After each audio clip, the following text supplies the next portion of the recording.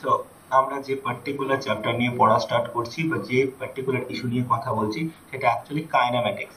So কাইনেম্যাটিক্স বা স্থিতিবিজ্ঞান এই জিনিসটা কি সেটা আমি তোকে আগে বলি, তারপরে তুই বুঝতে পারবি। সো কাইনেম্যাটিক্স কথার অর্থ কি? ধর আমি যদি কোনো একটা অবজেক্টের মোশন নিয়ে কথা বলি, তাহলে এই অবজেক্টের মোশন নিয়ে কথা বলতে গেলে বিভিন্ন রকম মোশন হতে পারে, বাট আমি যে লাইন নিয়ে ডিসকাস করছি that is classical mechanics. So what is classical mechanics? Classical mechanics কথার অর্থ হলো এরকম একটা সার্টেন উইং, যে সার্টেন উইং এ আমরা শুধু আর শুধুমাত্র একটা রেফারেন্সিয়াল ফ্রেমের রেসপেক্টিভে বাকি কাজ করব। অর্থাৎ আমার এক্ষেত্রে একটা জিনিস অবশ্যই থাকবে, দ্যাট ইজ নাথিং বাট নির্দেশতন্ত্র। এবং আমি যখন কোনো একটা পার্টিকুলার মোশন নিয়ে কথা বলবো তখন শুধু আর শুধুমাত্র সেই মোশনটার উপরে কনসেন্ট্রেট করব, তার উপরে এফেক্টিভ বাইরের যা যা টাইপের ফোর্স বা যা টাইপের রেজিস্টিভ ফোর্স বা বাধাজনক বল সেগুলো নিয়ে ডিরেক্টলি কোনো আলোচনা হবে না। অর্থাৎ এক্ষেত্রে সিস্টেম হবে আইডিয়াল ওয়ান। অর্থাৎ আমি যদি ধরে নিই যে কোনো একটা অবজেক্ট সরলরেখা বরাবর যাচ্ছে এবং সেক্ষেত্রে যদি ধরি যে তার কোনো ফ্রিকশন নেই, তাহলে যে কথাটা আমি কনসিডার করেছি that you need to carry it out. সুতরাং আমি যদি ধরে নিই যে কোনো একটা অবজেক্টের ক্ষেত্রে কোনো রকম ফ্রিকশন নেই, তাহলে তুমি কখনো বলতে পারবে না যে ফ্রিকশন ছাড়া তো কোনো সারফেস হয় না, কারণ আমি তোমাকে বলেছি আইডিয়াল সিস্টেম, অর্থাৎ আদর্শ কোনো একটা সিস্টেমকে নিয়ে আমরা এখানে জাজমেন্ট করব। সো যার জন্য বেশ কিছু জায়গা আমাদের কাছ থেকে রিয়েল লাইফ থেকে আলাদা হয়ে যাবে, এবং রিয়েল লাইফ থেকে যেটা আলাদা হবে সেটা কমপ্লিটলি আইডিয়াল ওয়ান হবে। আইডিয়াল মানে আদর্শ, অর্থাৎ বিশুদ্ধ এবং খুব পারফেক্ট। সো আমি বেসিক্যালি ক্লাসিক্যাল মেকানিক্স নিয়ে কথা বলছি। এই ক্লাসিক্যাল মেকানিক্সে কোনো একটা অবজেক্টের যদি আমি মোশন বা গতিবেগ নিয়ে ভাবি, তাহলে মোট দু রকমের মোশন হতে পারে। একটা টাইপের মোশন কি? একটা টাইপের মোশন হচ্ছে ডায়নামিক্স। সো এই ডায়নামিক্স কথার মানে কি? ডায়নামিক্স কথার মানে হচ্ছে অ্যাকচুয়ালি গতিবিজ্ঞান। অর্থাৎ বেসিক্যালি যে সার্টেন উইং এ আমরা কোনো একটা অবজেক্টের গতি নিয়ে কথা বলবো সেটা হচ্ছে dynamics. In the other hand যদি কোনো একটা অবজেক্ট কমপ্লিটলি রেস্টে থাকে, that is known as statics. Statics কথার মানে কি? স্থিতিবিজ্ঞান, রাইট? সো এই দুটো হচ্ছে দ্য ফার্স্ট উইংস যেটা নিয়ে আমরা কথা বলবো। এরপরে আমি কি করছি, প্রথমেই যেটা বুঝিয়ে দিতে চাইছি যে এই দুটোর উইং এর অ্যাকচুয়ালি আরো বেশ কিছু গন্ডগোল আছে। কি কি সেটা আমি একটু বলে দিই। এর পরের নাম দুটো নিয়ে বেশ আমরা কনফ্লিক্টিং হবে এবং বেশ কিছু বুঝতে অসুবিধা হবে। সো প্রথমটার কথা হচ্ছে, এটার নাম হচ্ছে কাইনেমেটিক্স। সো বেসিক্যালি কাইনেমেটিক্স কার পার্ট? কাইনেমেটিক্স হচ্ছে ডায়নামিক্স এর একটা পার্ট, আর আরেকটা হচ্ছে কাইনেটিক্স। সো প্রত্যেকটা টার্ম প্রায় কোরিলেটেড, কিন্তু গন্ডগোল অন্য জায়গায়।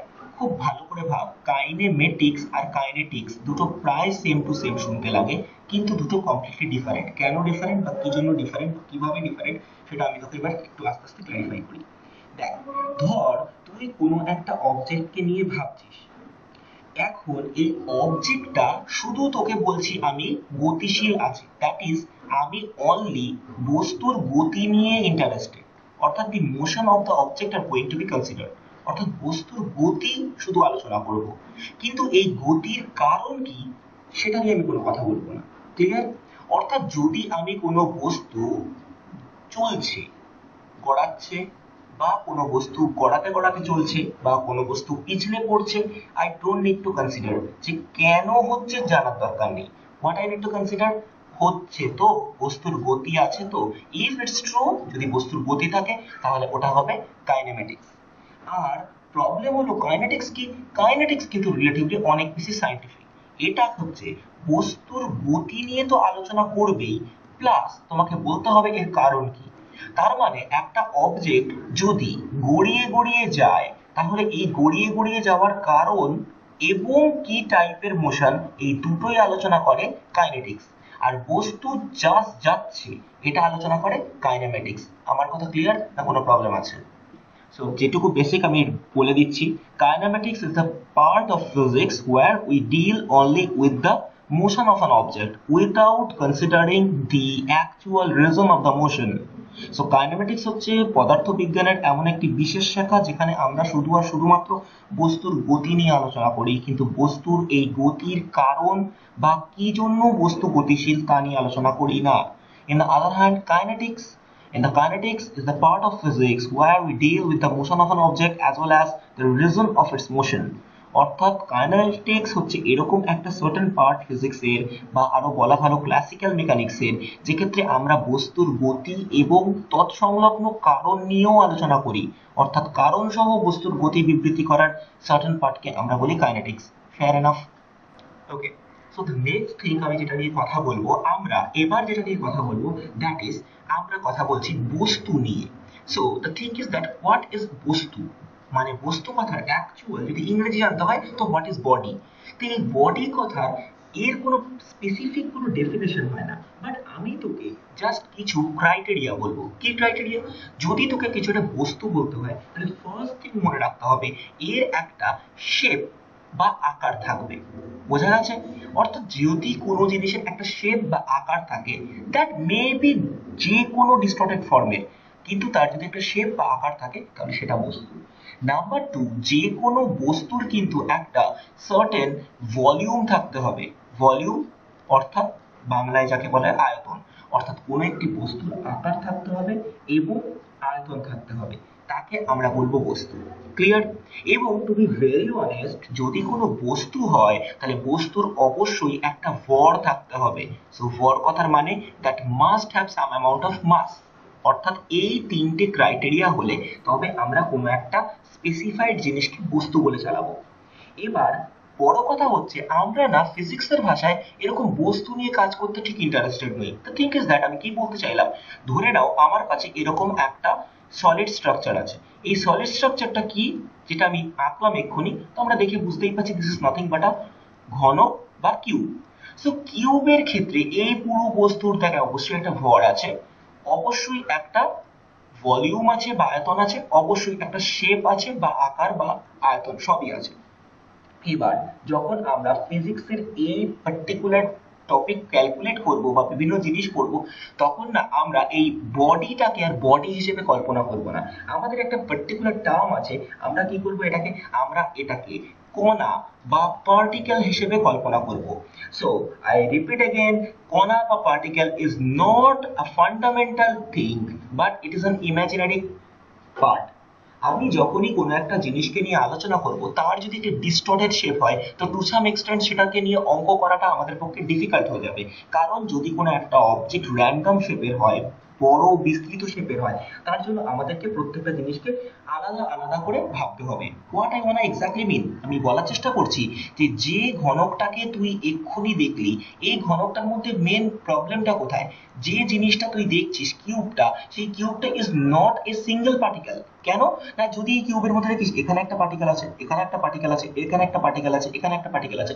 So if we try to find the total number of particles to be very specified, যদি আমি এগুলোর অ্যাটম বের করার চেষ্টা করি বা মলিকিউল বের করার চেষ্টা করি, তাহলে কত হবে? এর নাম্বার হয়ে যাবে ইনফিনিটি। তাহলে বেসিক্যালি এর মধ্যে ইনফিনিটিটা পার্টিকেল আছে, এই ইনফিনিটি খানা পার্টিকেল বা কণা মিলে তৈরি হয়েছে একটা অবজেক্ট।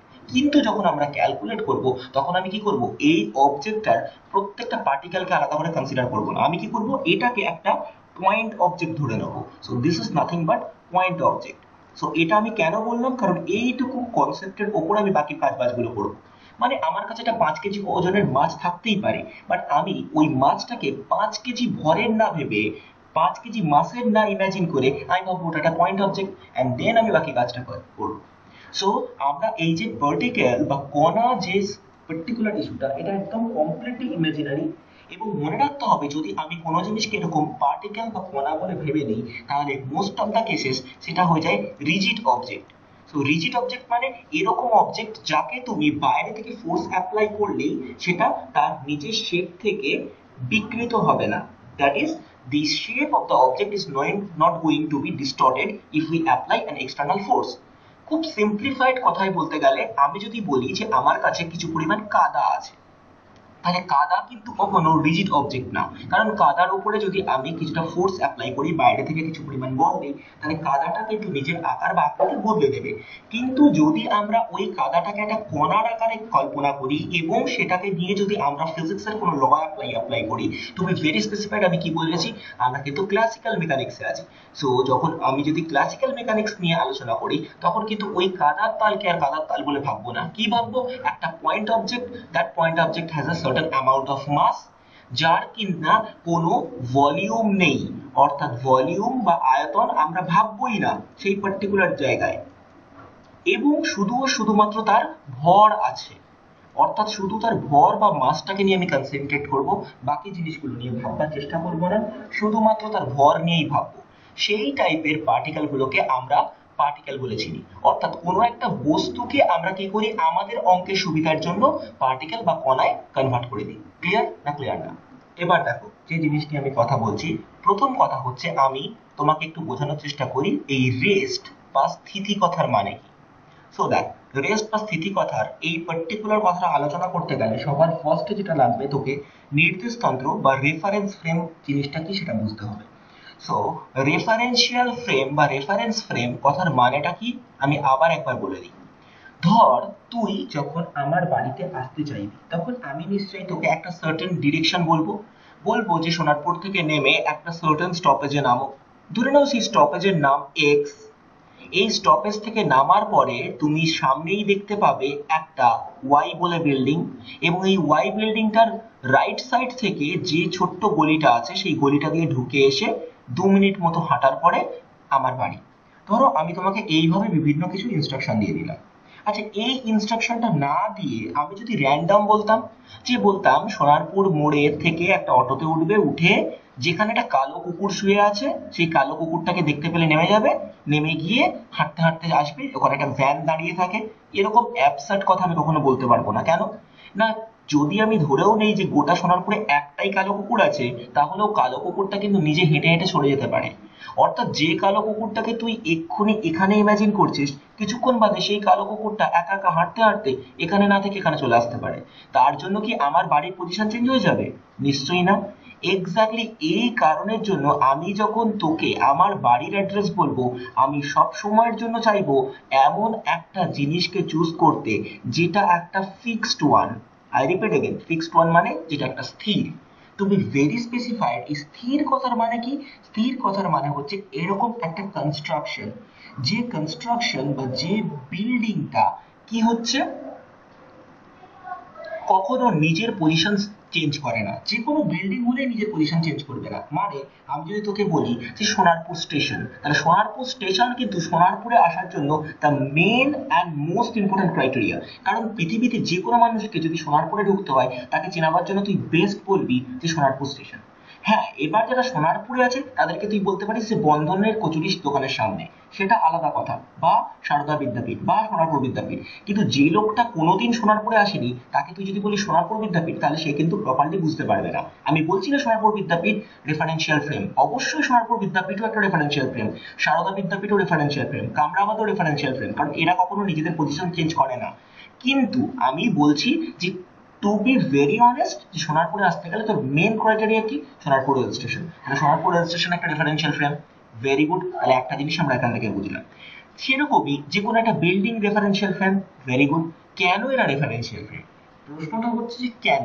কারণ এরা উইথ স্প্যান অফ টাইম নিজেরা নিজেদের পজিশন কখনো চেঞ্জ করে না, অর্থাৎ সময়ের সাথে এদের অবস্থান অপরিবর্তনশীল। That is, the position of the objects are not going to be changed with the span of time.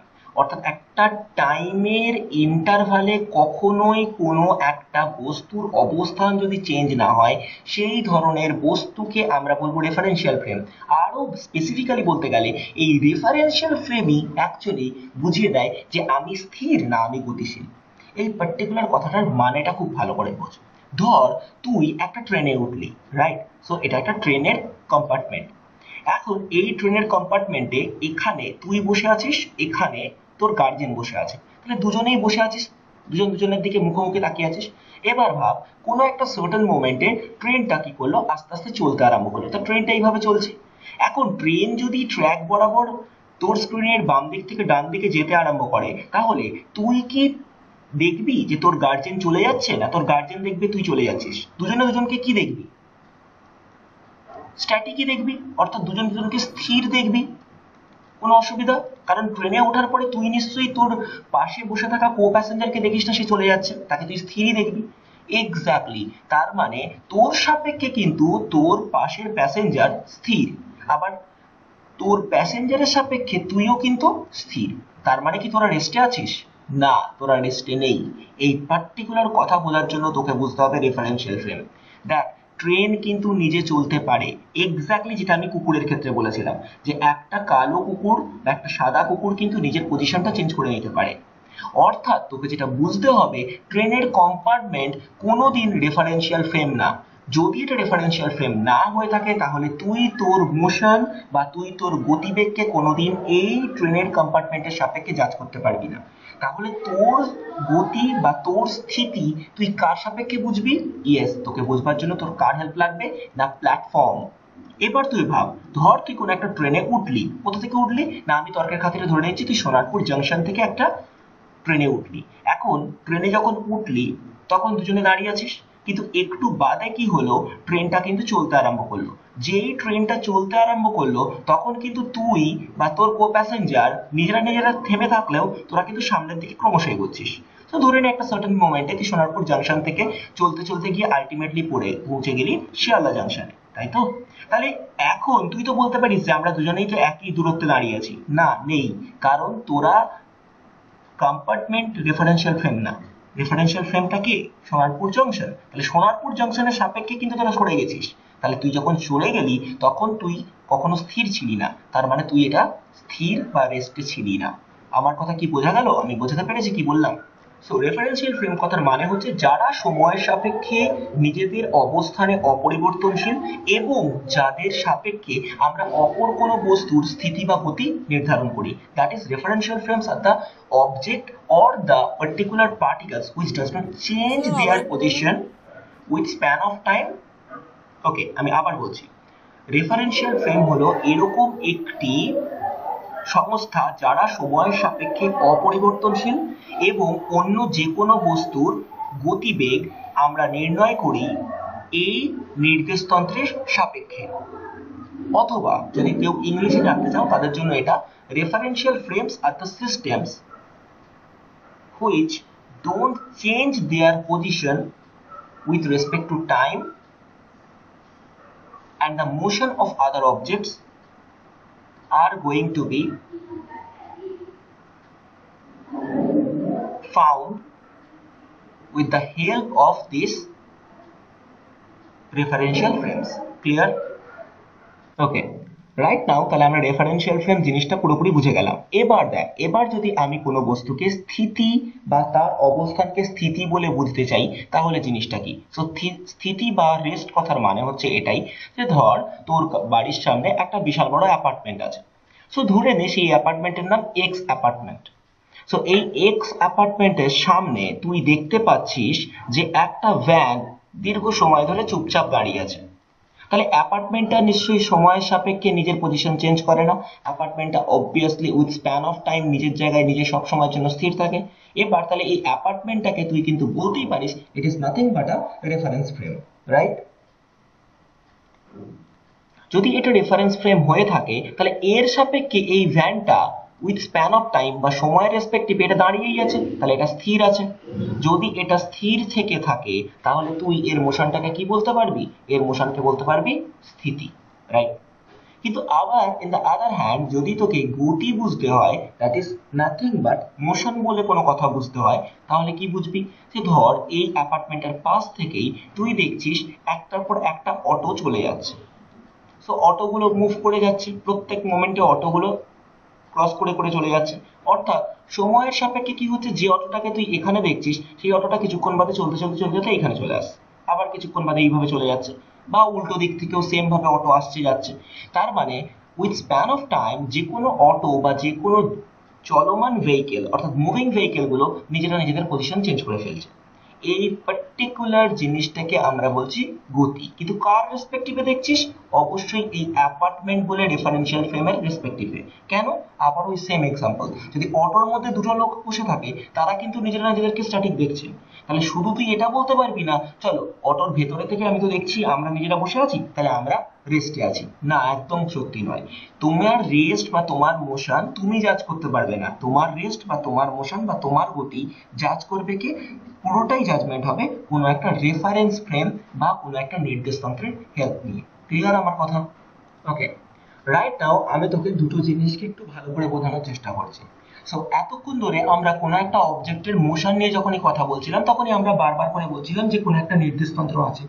এখন বড় কথা হচ্ছে যদি কোনো একটা নির্দেশতন্ত্রের সাপেক্ষে কোনো একটা বস্তু সরে আসে, অর্থাৎ যদি কোনো একটা অবজেক্টের মোশন হয় তাহলে তুই বুঝবি কি করে যেটা মোশন হয়েছে, বা তুই বুঝবি কি করে যে এটা চলছে। তো এটা বুঝবার জন্য তোকে সবার ফার্স্টে যেটা বুঝতে হবে সেটা হচ্ছে তার পজিশন জিনিসটা কি।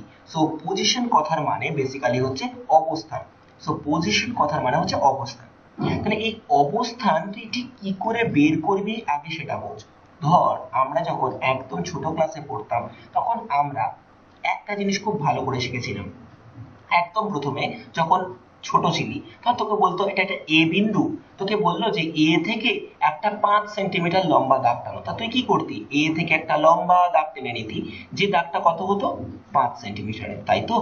এবার তুই একটা কথা একটু ঠান্ডা মাথায় ভাব, এই যেটা তুই 5 সেন্টিমিটারের লম্বা দাগ আঁকলি তোকে কিন্তু কখনো বলা হয়নি যেটা সরল রেখা টানো, মানে একদম স্ট্রেট আঁকো। কেউ এরকম না আঁকে, কারোর যদি ইচ্ছে হতো না কেউ যদি এটাও আঁকতো তাকেও কিন্তু নাম্বার দিত। অর্থাৎ এ থেকে পুরো লাইনটা টেনে নিয়ে জাস্ট উল্টো দিকে এঁকে দিল। সো এটাও কি 5 সেন্টিমিটার নয়? অর্থাৎ কারোর ইচ্ছে হলো যে সে এইভাবে আঁকবে, তাহলে এটাও তো 5 সেন্টিমিটার। নিশ্চয়ই কিছু ভুল বলিনি আমি। তার মানে তোকে কোন দিকে আঁকতে বলা হয়নি, কিন্তু তোকে বলেছে 5 সেন্টিমিটার আঁকতে, তো তুই এঁকেছিস এক্স্যাক্টলি সেম। কারোর যদি ইচ্ছা হয় কেউ যদি এইভাবে আঁকে সেটাও তো 5 সেন্টিমিটার, তুই তো ডিনাই করতে পারবি না যে এটা 5 সেন্টিমিটার নয়। অর্থাৎ তুই যেদিকেই খুশি আঁক না কেন তোর at the end of the day তোর কত চাইছি? না 5 সেন্টিমিটার চাইছি। তবে প্রত্যেকটাকেই 5 সেন্টিমিটার করে এঁকেছি। তার মানে তুই বোঝ এই প্রত্যেকটা পয়েন্টের ক্ষেত্রে মিলটা কি, প্রত্যেকটা পয়েন্টের এটা হচ্ছে স্টার্টিং পয়েন্ট, তাহলে এটা হচ্ছে স্টার্টিং পয়েন্ট।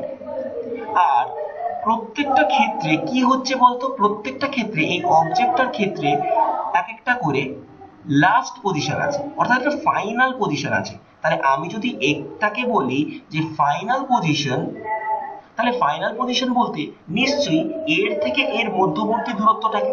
তার মানে আমি বেসিক্যালি কি বলবো না বি এর অবস্থান বিয়োগ এ এর অবস্থান। যদি তুই এটা বলতে পারিস তাহলে এই পুরো পার্থক্যটা কত হবে? সেটা হবে 5 সেন্টিমিটার। Fair enough. একইভাবে যদি আমি এটার জন্য জাজ করি তাহলে কি হবে বল? এক্স্যাক্টলি সেম হবে। সি এর অবস্থান that is position of C minus কি হবে? এ এর অবস্থান অর্থাৎ পজিশন অফ এ। তাহলে এটা করলেও কত হবে? এটাও হবে 5 সেন্টিমিটার। একইভাবে এটা থেকেও তুই তাই পাবি। অর্থাৎ তুই যে জিনিসটার জন্য জাজ করছিস বা যে জিনিসটা বার করতে চাইছিস সেই পার্টিকুলার পয়েন্টটার উপরেই তুই যদি পুরো কাজটা করিস, ইনিশিয়াল পজিশন থেকে বাদ দিস, তাহলেই তোর যেটা হবে সেটাই তুই কি পাবি? টোটাল লেন্থটা। ক্লিয়ার না কোনো অসুবিধা আছে? ওকে, এবার যে জিনিসটা আমি তোকে দেখাবো, দেখ এবার আমরা আস্তে আস্তে কমপ্লেক্সিটি বাড়ানোর চেষ্টা করছি। দেখ তুই যখন একদম ছোট ক্লাসে পড়তি অর্থাৎ 7-8 এর সময় থেকে তোকে একটা জিনিস শেখানো হয়েছিল, that is nothing but graph. দেখ আমি তোকে একটা গ্রাফ পেপার দেখাচ্ছি। এই গ্রাফ পেপারে আমি যখনই কোনো একটা জিনিস আঁকি না তখন গ্রাফ পেপারের ক্ষেত্রে সবার ফার্স্টে একটা জিনিস লাগে, কি বলতো? তা যে কোনো একটা গ্রাফ পেপার আঁকতে গেলে তোকে একটা অক্ষ আঁকতে হয়, তাই তো? সো বেসিক্যালি আমি যেটা করবার চেষ্টা করছি, আমি একটা অক্ষ এঁকে ফেললাম, রাইট? এখন এই অক্ষটা কোথায় প্লেস করব সেটা আমার ডিপেন্ড করছে। যদি আমি এটাকে এরকম খাড়াখাড়ি উপরের দিকে রাখি তাহলে এটা হয়ে যাবে ওয়াই অক্ষ। আর যদি এটাকে আমি হরিজন্টাল প্লেনে রাখি, দ্যাট ইজ যদি আমি এটাকে এই বরাবর রাখি তাহলে এটা কি হয়ে যাবে? এটা আমার এক্স অক্ষ। কোনো অসুবিধা, কারোর কিছু প্রবলেম?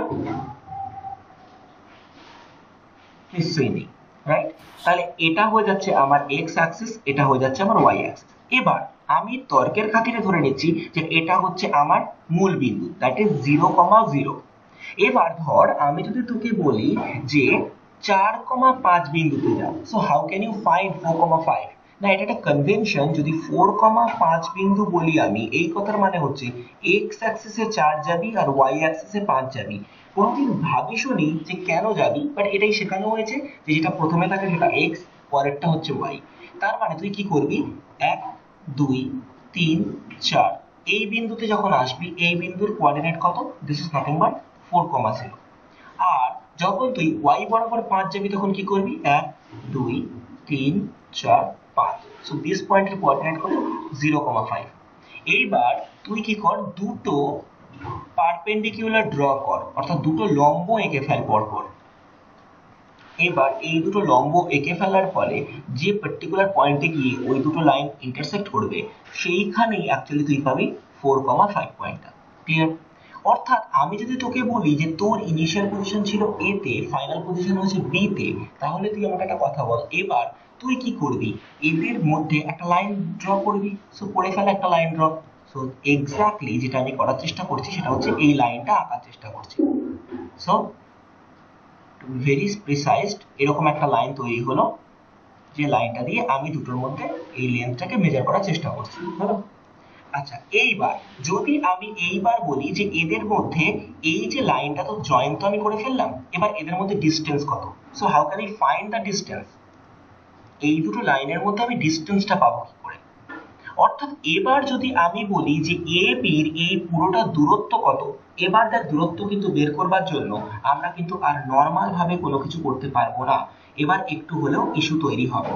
কি ইস্যু বা কিভাবে ইস্যু, সেটা খুব ভালোভাবে দেখ।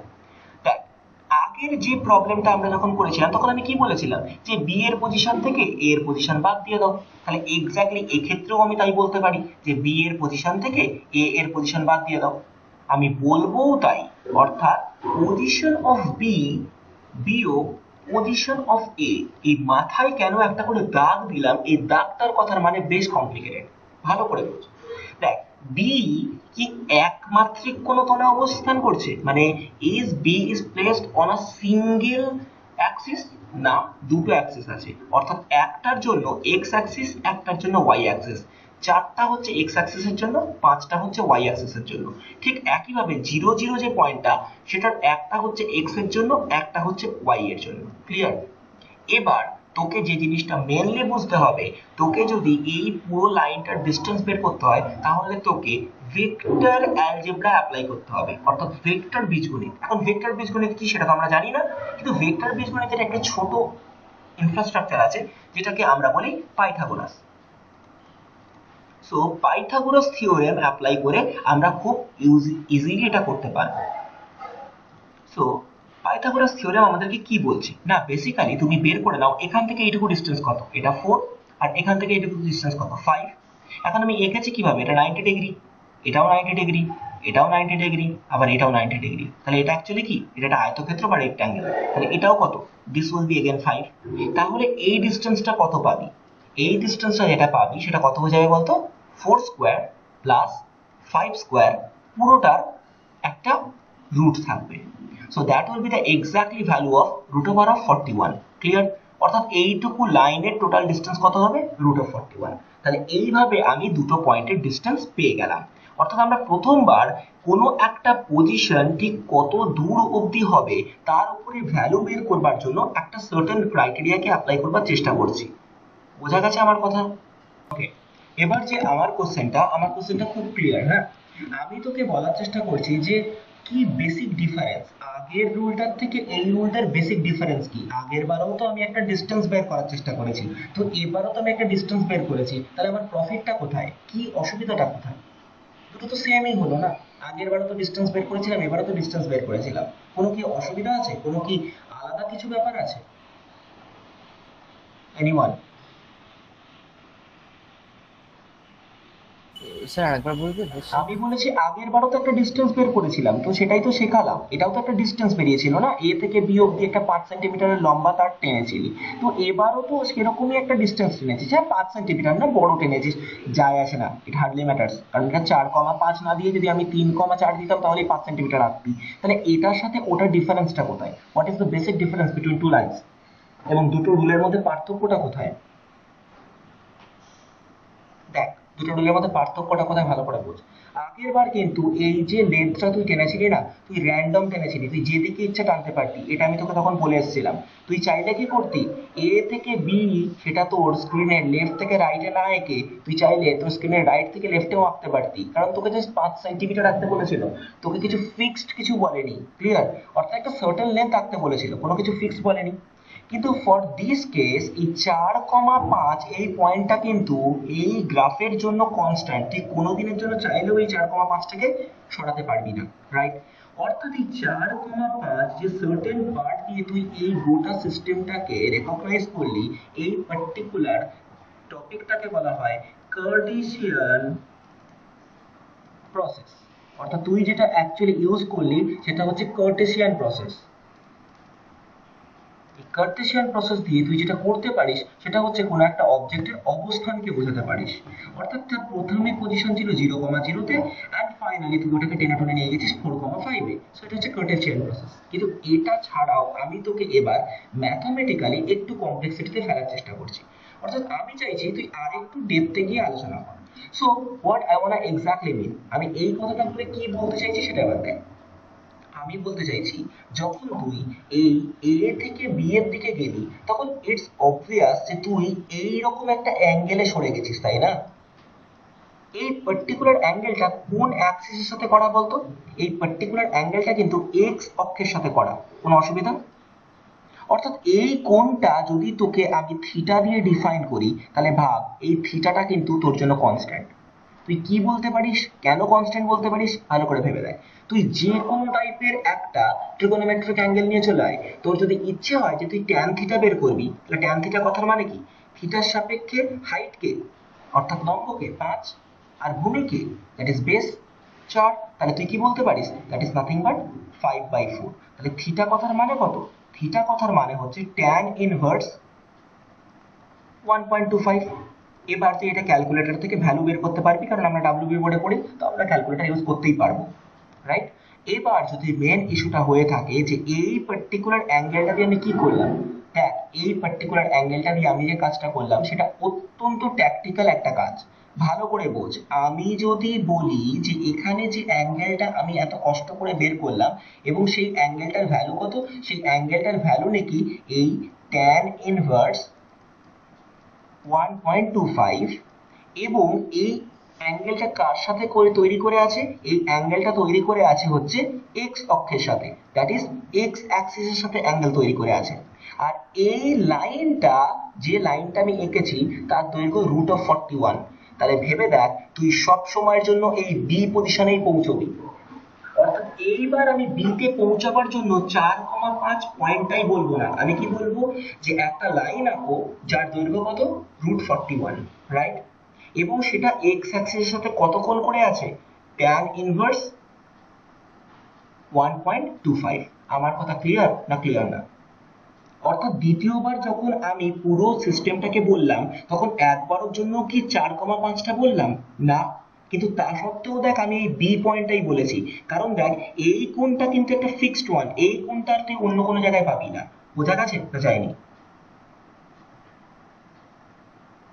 হ্যাঁ যেহেতু তোদের কোনো অসুবিধা নেই তাহলে আমি ডিরেক্টলি লাস্ট কথাটা এখান থেকে বলে দিচ্ছি যে এই পার্টিকুলার প্রসেসে, যে প্রসেস থেকে তুই এইভাবে পুরো জিনিসটাকে বার করতে পারলি, এই প্রসেসটার নাম হচ্ছে পোলার কোঅর্ডিনেট। অর্থাৎ এইবার যেটা দিয়ে আমি বুঝলাম অ্যাকচুয়ালি পোল মানে কি, অ্যাকচুয়ালি পোল কথার মানে একটা ধার বোঝায়, তো বেসিক্যালি এইটাকে আমরা বলি পোলার কোঅর্ডিনেট। এই পার্টিকুলার প্রসেসটাকে বলা হয় polar coordinate. Polar coordinate, polar coordinate লেখে কি করে না, মূল বিন্দু থেকে ওই বিন্দু অবধি মোট যে দূরত্ব দ্যাট ইজ √41, আর কোণটা, কোণ কত, আমার এখান থেকে কোণ যেটা তৈরি হচ্ছে দ্যাট ইজ ট্যান ইনভার্স 1.25। অর্থাৎ পোলার কোঅর্ডিনেট কথার মানে হচ্ছে আমি কোনো বিন্দু স্থানাঙ্ক লিখবো না, অর্থাৎ ওই বিন্দু কোথায় অবস্থিত সেটা আমার জানার দরকার নেই, কিন্তু ওই বিন্দুটাকেই আমি বোঝাবো। কিভাবে বোঝাবো না, মূল বিন্দু থেকে তার যে মোট দূরত্ব, ডিরেক্ট ডিস্টেন্সটা মাপবো, আর কি বলে দেবো ওটা এক্স অ্যাক্সিসের সাথে কত কোণ করেছে। কারো যদি ইচ্ছে হয় কি ওয়াই অ্যাক্সিসের সাথে বের করতে পারে, কারো যদি ইচ্ছে হয় সে অন্য কিছু একটা অ্যাঙ্গেল বের করে করতে পারে, তাতে কোনো যায় আসে না। কিন্তু at the end of the time তোকে যেটা করতে হবে সেটা হচ্ছে একটা কোণের হেল্প লাগবে আর একটা দূরত্বের হেল্প লাগবে, অর্থাৎ পজিশন আমি দুটো ইউজ করবো না। ক্লিয়ার?